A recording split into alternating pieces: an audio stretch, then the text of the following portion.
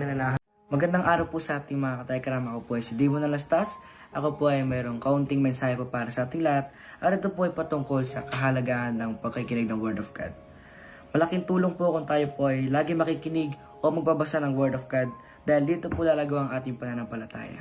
Ang Word of God po ang ating magsisilbing ilaw sa mundong puno ng kadiliman.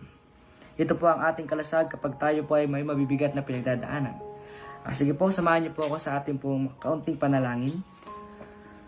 Father in heaven, I am bold to pray and speak the word of God out loud. And I know that as I do, my faith in you grows and gets stronger. From this time forward, my level of faith and trust in you and your word is going to increase. In Jesus' name I pray, Amen.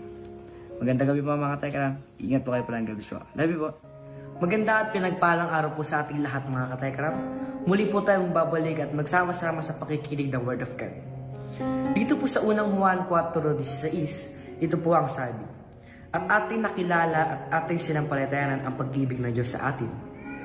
Ang Diyos ay pag-ibig, at ang nananahan sa pag-ibig ay nananahan sa Diyos, at ang Diyos ay nananahan sa Kanya.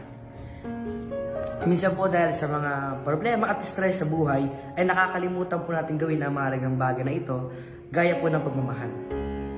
Kapag po ang pagmamahal ng Diyos ang pundasyon ng ating buhay, madali po tayong gawin ang magpatawad, ang maging papagbigay, mapagpasensya, mahinaon at marami pang mga gandang asal.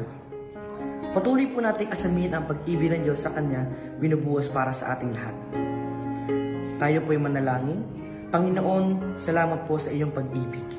Aming dalangin na ito po ang aming magandang gabay dito sa lupa. Turuan niyo po kami na umibig gaya po ng pag-ibig niyo po sa amin. Sa ngalan po na Panginoong Jesus, Amen. Mag-iingat po ay palagi mga katekram. God bless po.